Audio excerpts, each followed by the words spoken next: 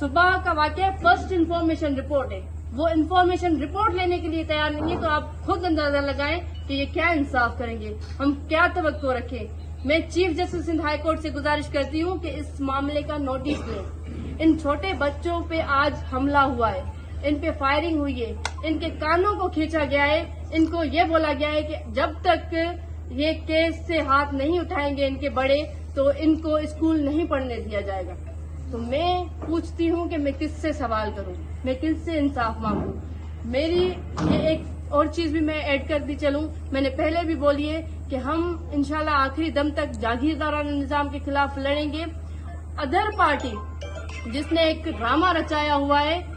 میں یہ پوچھنا چاہتی ہوں، آپ اگر ایس ایس پی دادو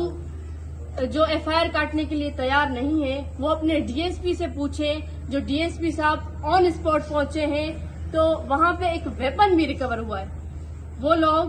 15 لوگ ہیں، یہ بچے 11 لوگوں کے نام لے رہے ہیں، 11 لوگوں کو ہم نے پہچانا ہے، 4 لوگوں کو ہم نے نہیں پہچانا۔